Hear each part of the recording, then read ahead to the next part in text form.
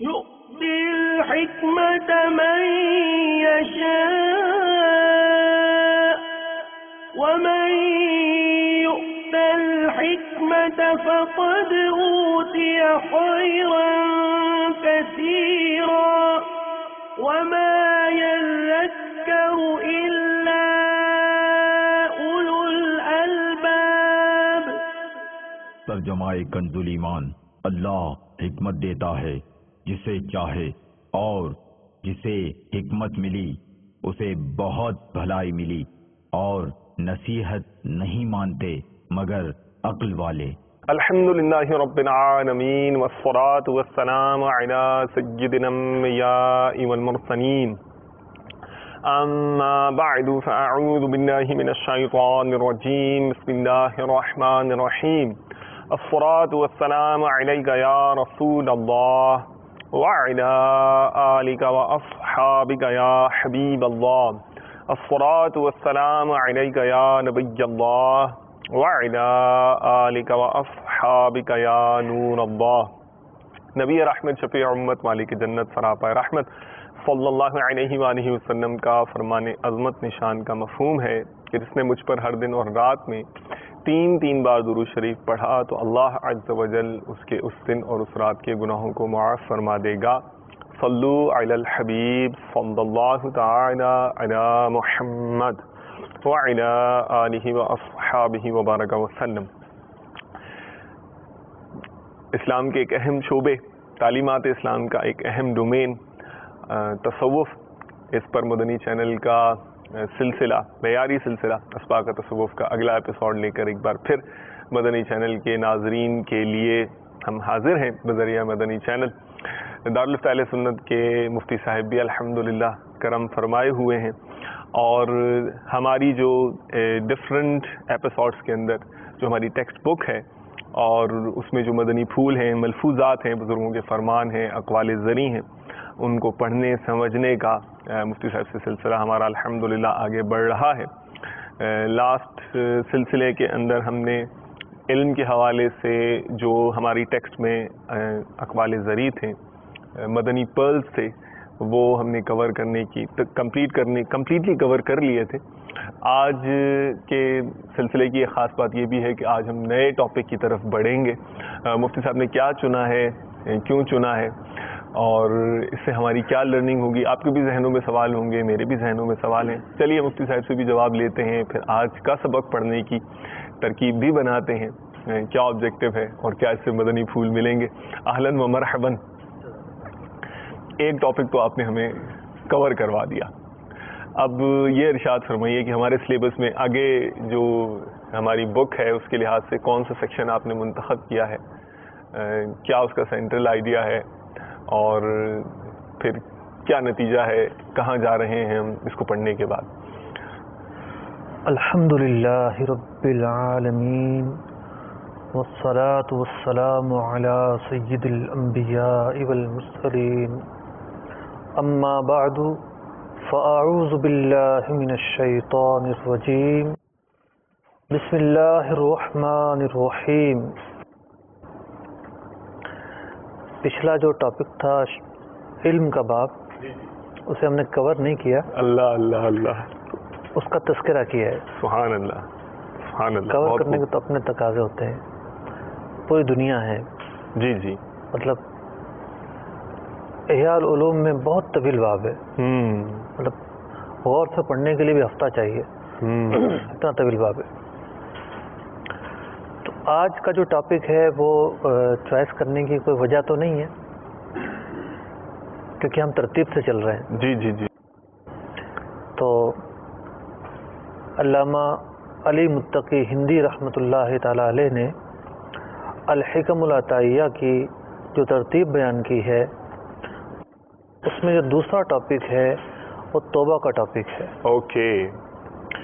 انہوں نے تاج الدین امام ابن عطا اللہ اسکندری رحمۃ اللہ تعالی علیہ کے 5 اقوال جو مختلف جگہوں پر پھیلے ہوئے تھے، ٹھیک ہے، اس ٹاپک میں جمع کیے ہیں۔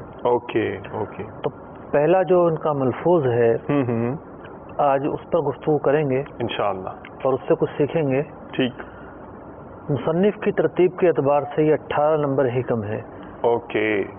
یعنی جو مصنف کی ترتیب ہے اس سے پڑھا جائے تو 18 نمبر ہے. صحیح. اور تبویب الحکم میں توبہ کے باب میں یہ پہلا حکم ہے. ٹھیک ہے.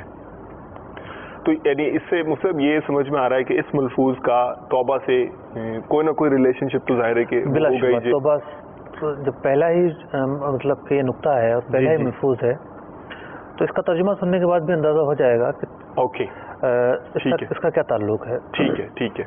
فرماتے ہیں جی گزشتہ جو ملفوظات بیان ہوئے اس کے مقابلے میں قدر طویل ہے.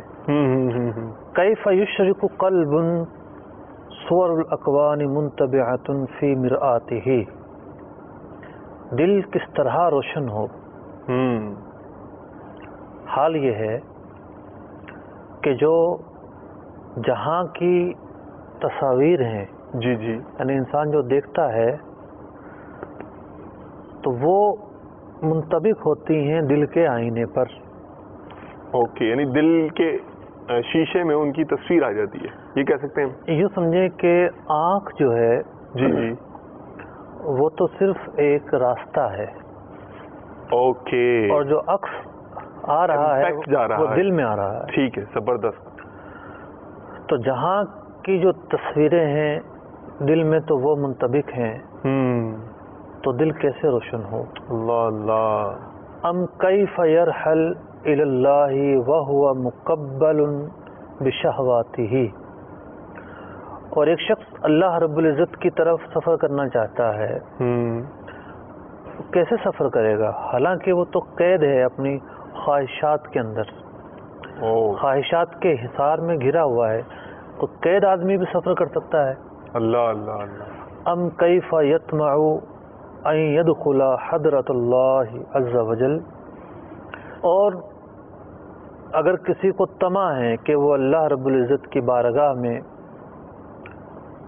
مطلب کہ خوشنودی چاہے، اللہ تعالیٰ کی بارگاہ میں حاضر ہو، جی جی تو یہ کیسے ہو سکتا ہے حالانکہ جو غفلت کی ناپاکی ہے اس سے تو یہ صاف ہی نہیں ہوا ابھی تک. اوکے. ام کیف یرجو ان یفہم دقائق الاسرار وہو لم یتب من ہفواتہ، اور جو دقیق باتیں ہیں اسرار کی باتیں ہیں کوئی چاہتا ہے کہ یہ اسے سمجھ میں آ جائیں.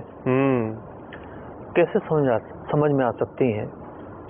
ابھی تو اس کی جو غلطیاں ہیں اس کی جو کوتاہیاں ہیں اس سے یہ تھکا ہی نہیں ہے. جو کر رہا ہے وہ کیے جا رہا ہے.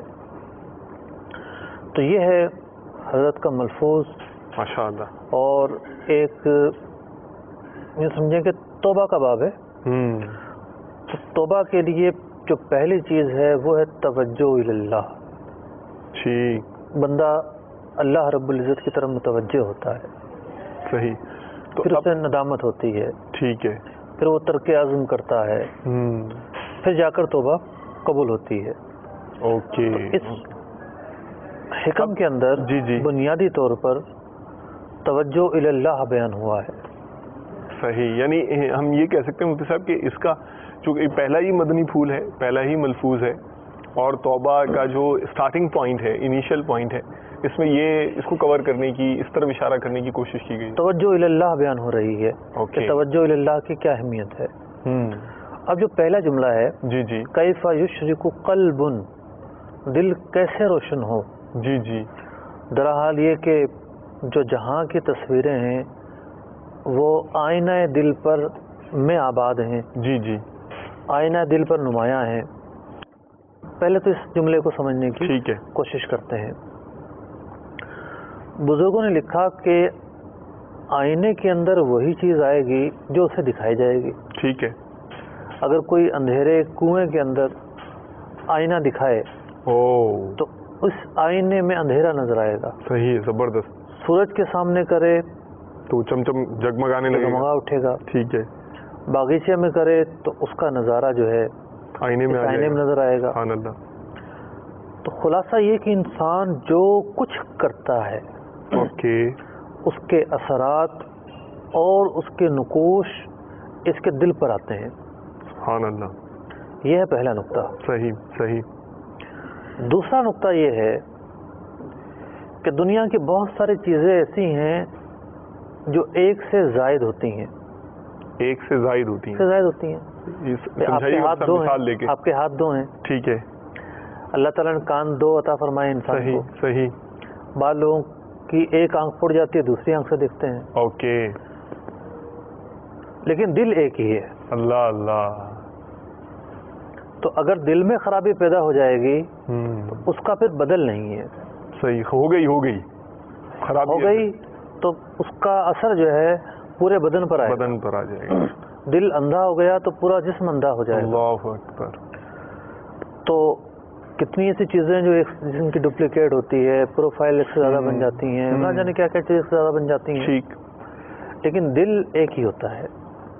اللہ رب العزت نے قرآن مجید فرقان حمید میں ارشاد فرمایا, ما جعل اللہ لرجل من قلبین فی جوفہ, اور اللہ تعالیٰ نے کسی کے اندر دو دل نہیں بنائے.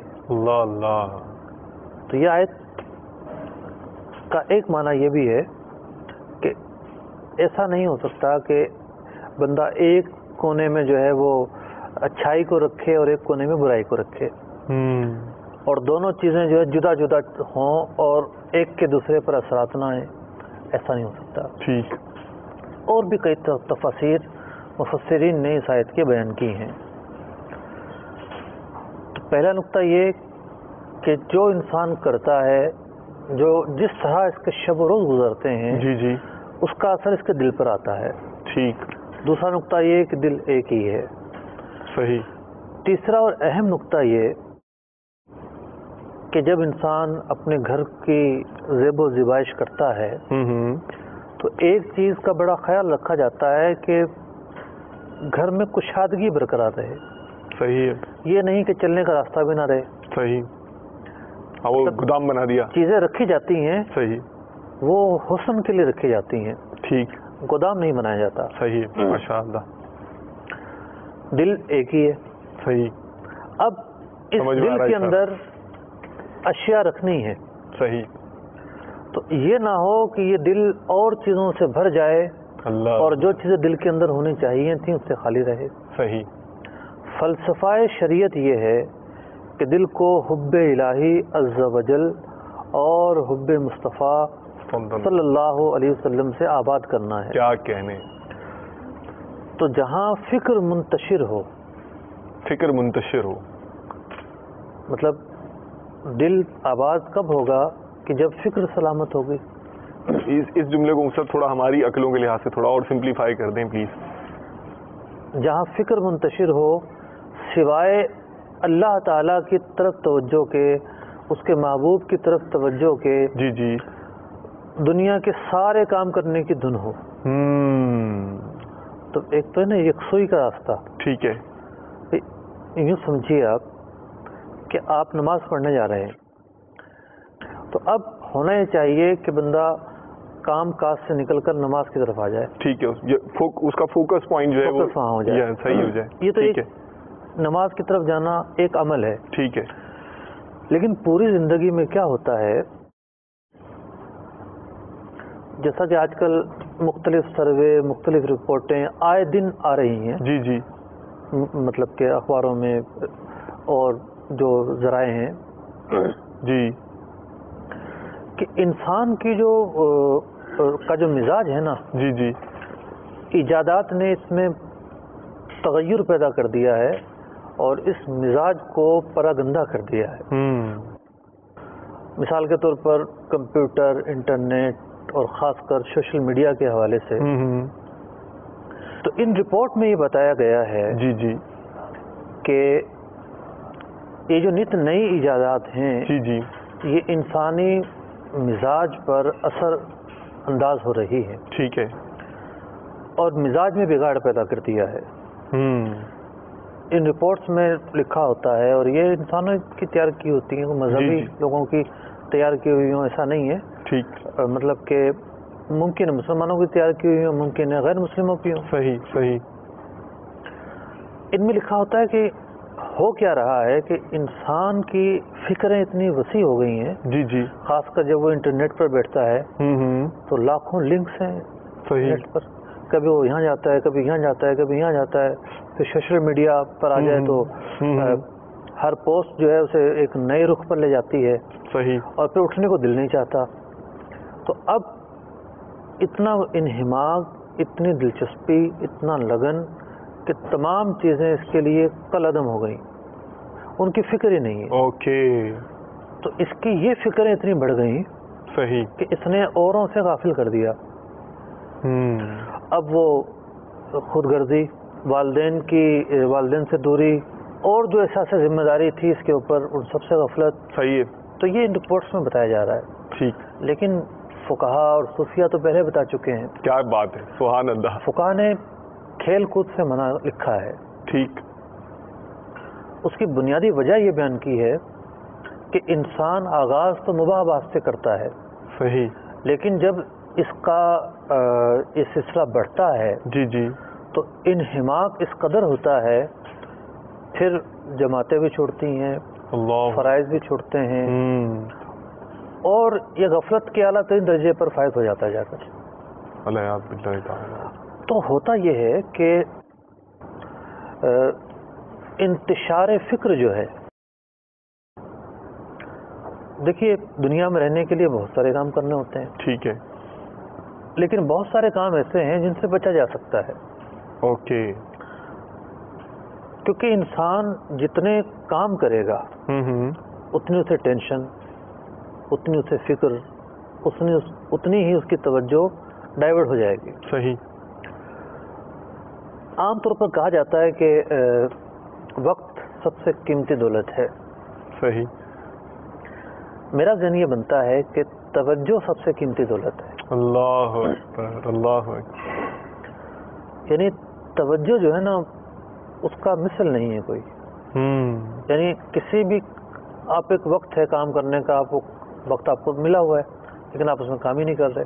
صحیح، تو انسان اگر انتشار خیالی سے بچے نا، صحیح، ایک کام کر رہا ہے تو وہ ایک ہی کام کرے، صحیح، کوئی بھی کام ہو، خواہ دنیاوی کام ہو، دینی کام ہو، اور جتنی زیادہ اس پر توجہ ہوگی ٹھیک ہے، اتنا ہی پوٹینشیل کام اتنا کے زیادہ اندر لگے گا، عمدگی آئے گی، ماشاء آگے اللہ. بڑھے گا، بہتری آئے گی. مدینہ مدینہ. تو ہوتا یہ ہے کہ بہت سارے جب کام کر لیے جاتے ہیں تو دیگر کام جو ہے وہ، انسانی قوت ایک ہے، صحیح، توانائی ایک ہے، صحیح، اور اس کے جتنے یونٹ بن جائیں گے وہ تقسیم ہو جائے گی. بہت پیارا. اب انسان کے ذمے اللہ رب العزت اور اس کے محبوب علیہ الصلوۃ والسلام کے حقوق بھی ہیں، ٹھیک ہے، شریعت کی پاسداری کے حقوق بھی ہیں. تو بہت سارے لوگ ایسے ہوتے ہیں کہ جو مباحات کام کے اندر پھنس جاتے ہیں، اور مباح کاموں کے اندر پھنس کے بہت ساری نیکیوں سے دور ہو جاتے ہیں. اللہ اکبر. اگرچہ کہ وہ فرائض سے دور نہیں ہوتے. ایک مثال ہے، مثال کے طور پر ذکر اللہ کی عادت نہیں پڑتی، تلاوت قرآن کی عادت نہیں پڑتی، درود پاک پڑھنے کی عادت نہیں پڑتی. نہ پڑھنے کے اسباب یہ ہوتے ہیں کہ ان کی فکر منتشر ہو چکی ہوتی ہے. اوکے، انہوں نے بلا وجہ کی دوستیاں کاٹی ہوتی ہیں، بلا وجہ کے ایس ایم ایس چل رہے ہوتے ہیں، بلا وجہ کی جو ہے وہ تبصرے چل رہے ہوتے ہیں. ٹھیک، تو یہی وجہ ہے کہ فقہا نے، علماء نے فضول چیزوں سے بھی بچنے کا حکم دیا، لا یعنی کاموں سے بچنے کا حکم دیا، مباحات میں بھی بلا وجہ نہ پڑا جائے. یہی وجہ ہے کہ وہ ان کی سیرت میں ملتا ہے کہ وہ اپنے آپ کو بہت سارے کاموں سے محدود رکھتے تھے، کیونکہ وہ زیادہ فوکسڈ ہو جاتے تھے بالکل نیکیوں کی طرف، اللہ کی طرف، رسول کی طرف. کیا کہنے، سبحان تو اللہ. جتنے زیادہ کام ہوں گے اتنی زیادہ فکر جو ہے وہ تقسیم ہوگی. ٹھیک ہے، فکر تقسیم ہوگی، جو دل کی جگہ ہے، جو دل کے اندر ایک گھر ہے، اس گھر میں اور چیزوں کی جگہ باقی نہیں رہے گی. فطرتی بات ہے. اچھا، ان سے اب یہاں کہنے والے کے ذہن میں یہ کوشچن وہ کہہ سکتا ہے، ریز کر سکتا ہے، چاہیں گے اس کا جواب بھی ملے کہ یہ ارشاد فرمائیے کہ کیا کسی کے ذہن میں وسوسہ آ سکتا ہے کہ کیا یہ عملیت پسندی سے دوری کا تو ایسا تو نہیں کہ ذہن بن جائے گا، اور پھر بزرگوں سے بھی تو یہ ثابت ہے نا کہ وہ بھی دنیاوی اور دیگر اس طرح کے کام کرتے تھے. تو ایک عام شخص میں اور ایک یعنی جن کو ہم نیک ہستی سمجھ رہے ہیں، اس طرح کی جو ان کی سیرتوں کا ہم مطالعہ کرتے ہیں، ان کی زندگی میں اور ان کی زندگی کے معمولات میں جو ڈفرینٹ افیئرز ہیں، ٹرانزیکشنز ہیں، زندگی کے کام ہیں، ان میں کوئی خاص فرق پایا جاتا ہے کہ ان کی توجہ اللہ اور رسول سے نہیں ہٹ رہی، اور ایک عام شخص اگر وہ کام کرتا ہے تو اس کے لیے رسک بڑھ جاتا ہے، تو کیوں بڑھ جاتا ہے؟ کوئی فرق ہے دونوں کے اعمال میں؟ دیکھیں، دو افراد ڈیوٹی کرتے ہیں، ٹھیک ہے، 9 to 5. صحیح. ایک صاحب وہ ہیں جو صبح اٹھیں گے، فجر کی نماز پڑھیں گے، ذکر و اذکار کریں گے، تلاوت کریں گے، بچوں کو اٹھائیں گے، انہیں نماز پڑھائیں گے، سبحان اللہ، کیا مدنی گھر، بڑے اچھے مزاج کے ساتھ گھر سے روانہ ہوں گے، صحیح، اپنے کام آسان انداز میں پورا کریں گے، اور آ کر پھر گھر کے کاموں سے فارغ ہونے کے بعد مطالعہ کریں گے، یا جو بھی ذمہ داریاں ہیں جی جی انہیں انجام دیں گے. دعوت اسلامی کے مبلغین ہیں تو نیکی کی دعوت دیں گے، ماشاء اللہ، مدنی کام کریں گے، مرحبا. عشاء کے بعد جلدی سونے کی کوشش کریں گے اور سو جائیں گے. ٹھیک، دنیا کا کام تو اس نے بھی کیا، صحیح صحیح، ڈیوٹی انجام دی، نوکری پر گیا. جی جی، دوسرا وہ ہے کہ جو 10 منٹ پہلے اٹھے گا، نماز اس کی ترک، اللہ قضا، بھاگتے بھاگتے پہنچے گا، اس کے بعد وہاں جا کر آئمہ شاہی کرے گا، صحیح، کسی سے لڑے گا، کسی سے جھگڑے گا، کسی کا مال کھائے گا، واپس آئے گا تو دوستوں میں چلا جائے گا، صحیح، کوئی نماز نہیں پڑھنی، ٹی وی پہ بیٹھ جائے گا، اور جگہ جو ہے وہ خرافات ضائع میں، کرے گا، ٹھیک، خرافات میں پڑ جائے گا. تو دونوں زندگی ہیں. لیکن کیا ہے کہ یہاں فکر کو تربیت ملی ہوئی ہے. اللہ اللہ اللہ، تو جب تربیت ہوتی ہے نا تو انسان سوچتا ہے مجھے یہ کرنا ہے اور یہ نہیں کرنا. ٹھیک، تربیت نہیں ہوتی تو پھر وہ سوچتا ہے کہ مجھے بس میرے لیے تو کوئی قید ہی نہیں ہے، صحیح، خواہشات کا پابند ہو جاتا ہے پھر انسان. اچھا، اس میں نیت کا فیکٹر بھی یہاں آئے کہ ایک مباح کام ہے اور ایک کھانا کھانا ہے فار ایگزامپل. اب ایک عام شخص کا کھانا کھانا اور ایک اس طرح جس کی فکری تربیت ہوگی، جدا گانا چیز ہو جاتی ہے نا کہ اچھا، مباحات سے کہاں وہ نیکیاں حاصل کر سکتا ہے. ٹھیک، تو نیکیاں کرنے کا ذہن اسی وقت ملے گا نا جب توجہ اللہ جی، مدینہ مدینہ، کہ مجھے اللہ کی رضا حاصل کرنی ہے، یہاں سے بھی کر لوں، یہاں سے بھی کر لوں، یہاں سے بھی کر سبحان لوں، اللہ، سبحان میرا کوئی بھی اللہ، کام بیکار نہ جائے. زبردست، تو بات یہ چل رہی تھی کہ اس دل کے اندر جو ایک خانہ ہے، جو ایک گھر ہے، جو ایک کوچہ ہے، جی جی، اسے آباد کرنا ہے تو یہ کیسے آباد ہو؟ تو اس کے اندر جو ہجوم فکر ہے وہ کم سے کم ہو، کثرت کام جو ہے وہ کم سے کم ہو. اور بزرگوں نے تو یہاں تک لکھا کہ انسان جو ہے وہ خود اپنے آپ کو بھی ذرا بھولے. امام اہل سنت رضی اللہ تعالیٰ عنہ کیا فرماتے ہیں؟ رضا جو دل کو بنانا تھا جلوہ گاہ حبیب، تو پیارے قید خودی سے رہیدہ ہونا تھا. خودی یعنی نفس، نفسانی خواہشات کی جو قید ہے اس سے آزاد ہونا تھا. آپ کا تو جو مقام اور مرتبہ ہے اب تو اس کی خاک کے برابر بھی نہیں. سبحان اللہ، ایک عاجزی ہے آپ کی، جی جی، ایک جو ہے وہ ہماری تربیت بھی ہے، تربیت ہے اور تعلیم ہے. تو ایک تو یہ مقام ہے ٹھیک، کہ بندہ جو ہے اپنی خواہشات کو بھی دل سے نکالے تو دل میں جو ہے نور آتا ہے. صحیح، تو اصل میں ضدیں ہیں، ایک طرف اندھیرا ہے اور ایک طرف نور ہے. صحیح، تو دو ضدیں ایک ساتھ جمع نہیں ہو سکتی. تو میں یہ عرض کر رہا تھا کہ ایک تو ہیں پہلی قسم کے لوگ، ٹھیک، کہ جو مباحات میں بچتے ہیں اور بہت ساری سعادتوں سے محروم ہو جاتے ہیں، اللہ، اگرچہ کہ وہ فرائض اور واجبات پر عمل کرتے ہوں. ٹھیک، محروم بہت ساری سعادتوں سے کس نے کیا؟